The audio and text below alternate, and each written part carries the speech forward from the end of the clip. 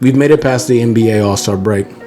We're going to get into the ins and outs, the playoff implications, player movement, all that. This is your boy, JG. Mike B in the building. Exaggeration and experience. No doubt. Let's go.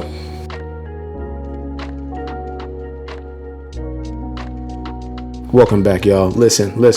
I can't do NBA videos without bringing in my main man, Mike B, basketball aficionado. What's going on? The ins, the outs. He was hooping earlier this morning. I seen a video of it on the internet, and he was doing his thing. Hoop. So let's get into it right now. The NBA is on and popping. They got a lot of storylines. Shout out to Kobe. Shout out to Gigi. Shout out to the rest of the families. Let's just get that out of the way. But we're gonna get right into hoop right this second. Right now. Obviously, you have an East and a West. There's one goal, one idea is that's win a championship. In the West right now, who's legitimate contenders? Not the Lakers, not the Clippers. No. Okay, so first of all, I'm gonna go ahead and start off with Denver. Shout out to Denver. I think Denver has a really good squad. They have an all-star in their center right now. The problem is that they don't have a really go-to man. Mm-hmm. So when they get to the playoffs, they might struggle. You know, when it comes down to that. Last year, they got bounced by Portland. Right. It comes down to that last bucket. Who's going to take that last bucket? Yeah. You know, almost every team is defined when they have that one man who they know is taking the last bucket. Mm-hmm. You know, Denver may not so. But let me say this, though. I've said this earlier. If Michael Porter Jr. would have started and played the whole year, he would be Rookie of the Year this year. Now, I'm glad you brought that up because I've kind of been out of the loop on following that. Some of the stronger NBA storylines I've been following, but obviously Michael Porter Jr. Missouri, is that correct? Mm-hmm. Yes, sir. He came out. He was drafted last year, and we had questions, especially in the health region. What are you seeing in him right now? So every time he gets on the court, he's a phenomenal player. I mean, he's a mismatch. He's 6'10", but he shoots and moves like a guard. I'm also 6'10". You know, I mean, that's nice. You know, I mean, but because of his physical gifts, I mean, if he gets healthy, if he can get that 25, 30 minutes per night, he's definitely going to be an all-star. He has everything it takes to get to the next level. It's all about timing, and he obviously has the skill. You know, and so the dedication is what's got to be there. And looks like he's been dedicated. Looks like he's been balling, you know. And so I just hope to see him shine. I just hope to see him get better and better and better. We're going to revisit the West here in a second. I want to move to the East. It goes without saying, Milwaukee Bucks are beating everybody by 500 points. They just embarrassed OKC. Shout out to Chris Paul. By, I want to say, 48 points. They destroyed them last night. Ridiculous. Well, whenever you see this video, I don't know when you'll see it, but just know that Milwaukee beat the hell out of OKC. Crazy. And for the year, I think they're plus 12 in point differential.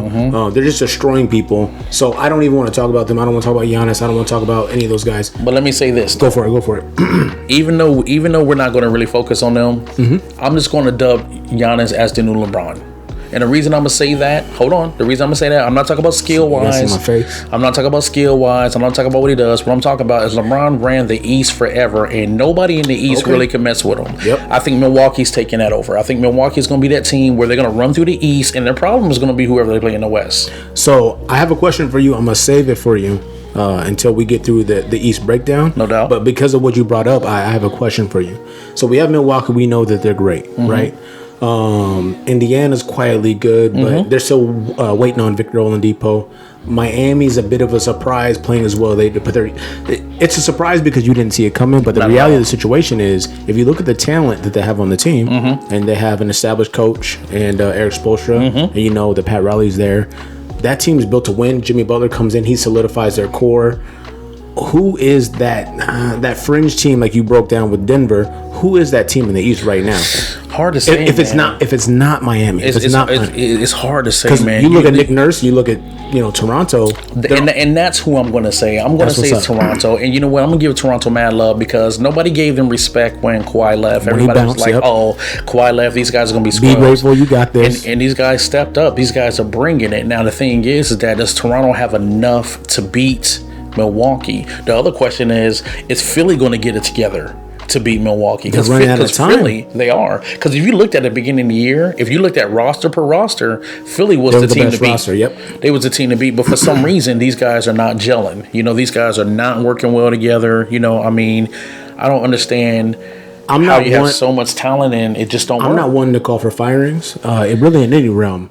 But Brett Brown, he gotta go because he's had an opportunity. And Ben Simmons. Unless you want to put it on Elton Brand for personnel decisions. Well, I'm not going to say that yet. And the reason I'm not going to say that is because let's look at the makeup of the team. I think they made, if I put anything, it would be on Elton Brand. And the reason being is because he let somebody like a JJ Redick go. And what you That's need a mistake. in Philadelphia. Space and shooting. Right. You need an outside shooting and you let JJ walk. You let him go to another team. So I don't understand how you do it. And you traded Robert Covington, who is at 3-and-D. Who is in 3-and-D. So now you really don't have any outside shooters. And because Ben Simmons, I'm not saying he's not capable of shooting, but because he won't shoot that jumper and most of his buckets come 13 feet in, you have a big man in Embiid who's nice, but if you look at Embiid, most of his shots come 13 feet and out. How's your center sitting out at the 3-point line hitting all day? Jumpers? Yeah, hitting jumpers. I mean, don't get me wrong, he can make them, but get down in the paint and bang somebody up. So what it sounds like you're saying is Philadelphia shouldn't have the problems they have, but because of certain personnel decisions, I don't know. Yeah. Even with JJ Redick, some of the struggles that they had, right? For me, they shouldn't have happened. You know what I'm saying? And even when you bring in Covington and stuff like that, who was a long ball defender, quality 3-point shooter, now that they traded him away, and then you let JJ walk in free agency. I guess you know what? That's a fair point. If you put it on Elton Brand, at the end of the day, though, you got the Charles Barkleys of the world, and what's his damn name? Greg Anthony, and all this shit. You look at a Joel Embiid who's 7'3", 7'1", 7'2". I don't know. He's a big motherfucker. He's 7-footer. He bigger than me, so I know that. Who can semi-handle the rock, not as well as Anthony Davis, but can shoot, has charisma, and is creative. And Ben Simmons at 6'8", playing the guard position with a strong body, you should be able to do a few more things. Now, you highlighted a good point, and I love the way that you broke it down because I feel like that's more appropriate. We're not saying that Ben Simmons can't shoot. Right. He's just not shooting it. Right. But he defends. He's a floor general, and he's a big-ass body that's tough to defend one-on-one. Now, here's the other thing. If you're going to go with Ben Simmons as your point guard, because that's basically what he's used for, that you need to surround him with other shooters, or you need to decide that he's not going to be your point guard, and you need to bring in a true point guard. Let me ask you this question: is there a scenario that Ben Simmons and Joel Embiid work, where they work like? This is the offensive sets that we run. This is our offensive identity. This is what we do. Because a lot of the chatter amongst major sports media is that's not something that's going to work. See, now I disagree. And the reason I disagree is because both of them, Ben Simmons not much, but Embiid can space the floor. So because he spaces the floor, it gives Ben Simmons a lot of room to move. Now, my personal example, or me, I would move Ben Simmons from that point guard and put him at a power forward. There's no power forward in the league. Well, there might be one or two, but it's not going to be many that's going to be able to hold him, control him out there on the perimeter. Once again, that'll space the floor. You bring a couple of shooters in. Now you got mismatches. And, and Ben Simmons actually is listed about 6'10". So, I mean, he's as big as most centers out there in the league right now. You look at Houston playing small ball. Their biggest person is 6'7". He shouldn't have any problem out there. Absolutely. So I guess we'll have to wait and see. I mean, Elton Brand played the game. He was in the NBA, so he know a little bit more than I do. But I'm saying from the outside looking in, what I'm saying is, bro, might be looking for another job next year. Shout out to Elton Brand. Brett Brand, you look like an alcoholic and you will be getting fired.